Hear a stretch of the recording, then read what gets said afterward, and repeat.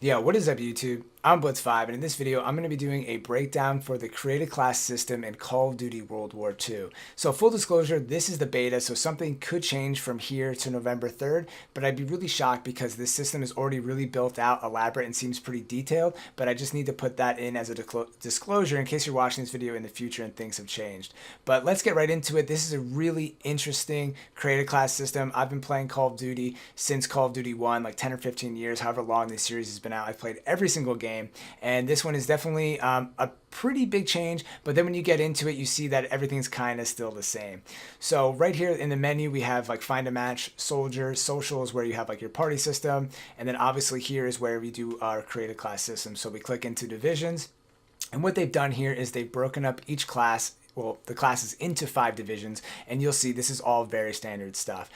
So first we have the mountain division, and on the patch here they kind of have a symbol for what each class is, kind of giving it away as a hint. So the mountain division has a sniper reticle, so this is the sniper class.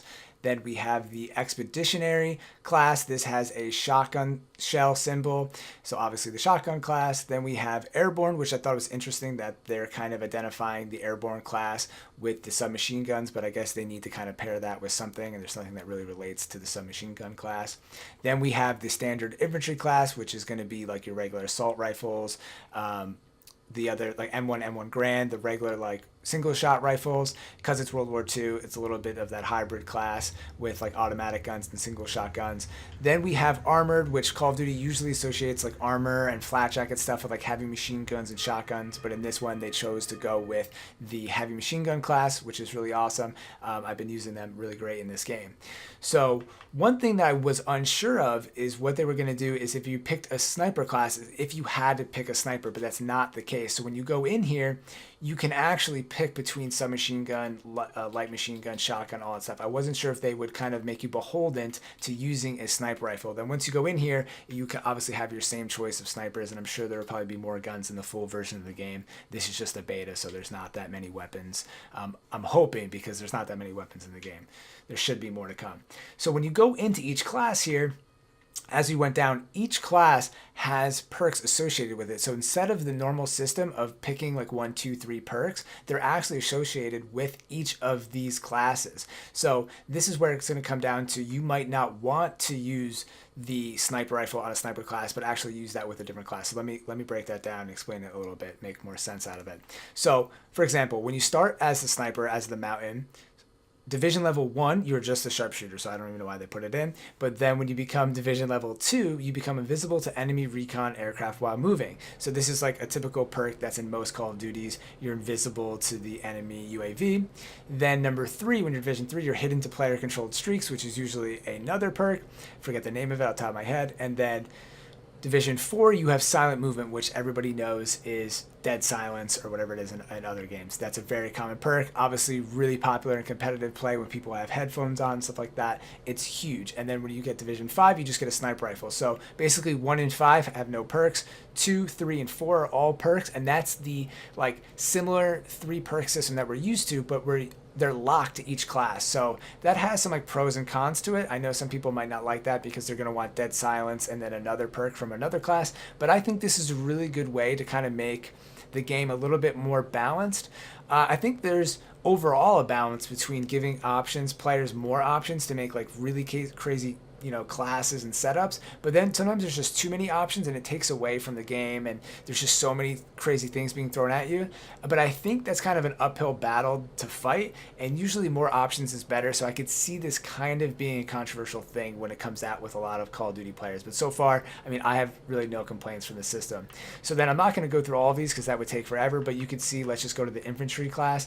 This gives you an additional primary attachment, which is awesome, extra magazines, and also move faster while aiming down sights. So this could easily be useful for like a heavy machine gun class because you move slow, or a submachine gun class. You could see how it benefits a lot of the other classes. So we'll definitely have to see how this plays out in the game, but I like this so far. But we're not done yet. This is just touching the surface of the created class system, so stick around for this. So once we get into an actual class, so let's stick with mountain because that's what we've been using so far. you're actually allowed to pick another perk. So this would basically be like a fourth perk once you have everything unlocked in the division classes, once you're like division 4. So you go to basic training and you can pick from another perk, and a lot of these are ones that we're used to seeing. So this is like the resupply from killed enemies. We have rifleman, which is take 2 primary weapons, all stuff you've seen before if you're familiar with Call of Duty. So basically from picking with these, there's 14 here, and this is just the beta, but I would assume that this is probably all of them, maybe a couple more, because 14 is a lot to choose from, plus an additional 3. So you basically have a choice of 17 right now, and you get to take 4 of these perks, considering once again that you have the full division level. So this is really interesting. I think this adds a decent amount of customization, but like I said, people might be a little disappointed that you can't customize the other 3. So then on top of that, they're sticking with the old system where once you pick a weapon, you get to have 2 attachments. So let's go back to Mountain, don't know what happened there. So let's pick a sniper rifle. I just started using the sniper rifle in the game. So we have the 4x optic zoom.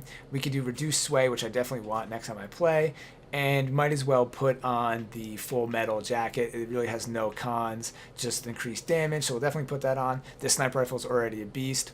So we already have, so we get 2 attachments on this. We get no default attachments on the secondary weapon. And one thing that I noticed that's huge in Call of Duty World War II is that you only get 1 grenade. And this is like a noticeably big difference to me from playing other Call of Duties, because I feel like I'm used to starting with like 2 stun grenades, or maybe I'm having like a bad flashback to this, a bad memory, but I could have swore you'd always start with like a stun grenade and a frag grenade. So you'd have 2 grenades. And then a lot of times I would run 2 stun grenades and a frag grenade. But the only way to do that now is to get a perk to run an additional frag. And I knew that was always a perk in the other Call of Duties. If you wanted to run like 2 frags, you'd have to run that as a perk. But to get even more than 1 grenade, you have to run another perk. So my mind might just be slipping me here because I've played so many shooter games over the past couple of years. I've actually taken a break from playing Call of Duty all year round like I used to. But that's something that, just kind of struck out to me as being a little bit different. But overall, I like the system a lot. It plays out pretty well. Oh, and there's also something super interesting that is new to Call of Duty for sure that I've never seen before, is that when you play as a certain class, certain classes, certain guns have different abilities across the whole class. So it's kind of hard to explain without showing it. So let's go to Airborne. So say Airborne is a submachine gun class. We put on the Type 100, which is a really popular gun so far in the beta, which that doesn't look like a Type 100. So let's go to the grease gun. Also kind of popular because it's the first gun in the game.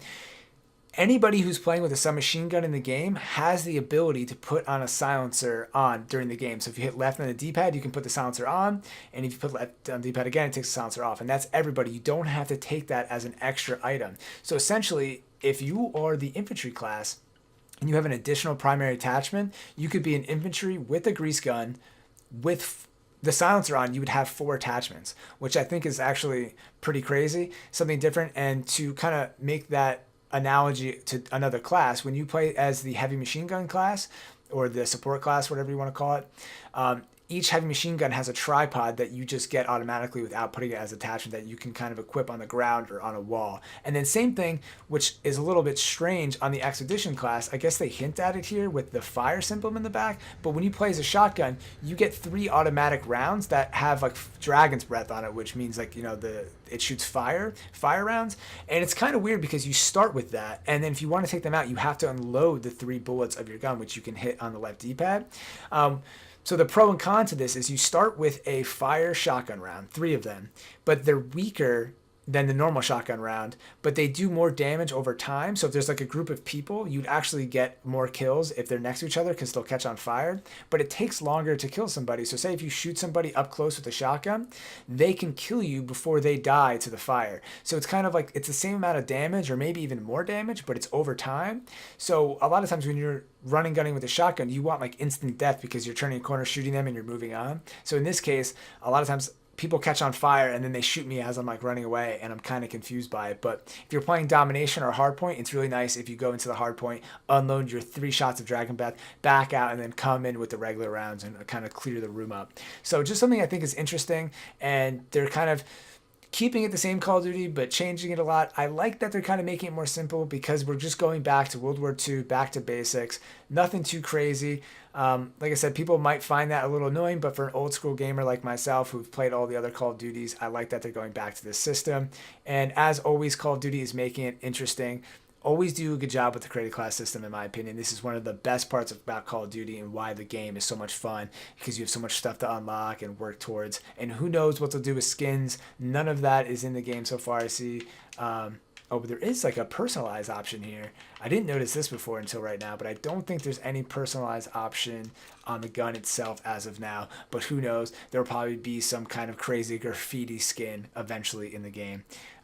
We'll see. So as always, thank you guys for watching. This was definitely a big tease. I'm super excited for this game to come out now. I wasn't sure how I was feeling about Call of Duty until now. If you enjoyed the video, please give me a likes up. If you didn't, give me a likes down or leave me a comment why you enjoyed the video, why you didn't, and I'll use that feedback for the videos to come.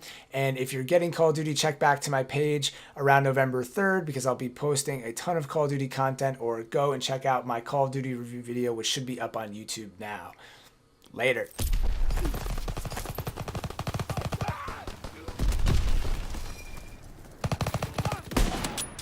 Capturing Baker.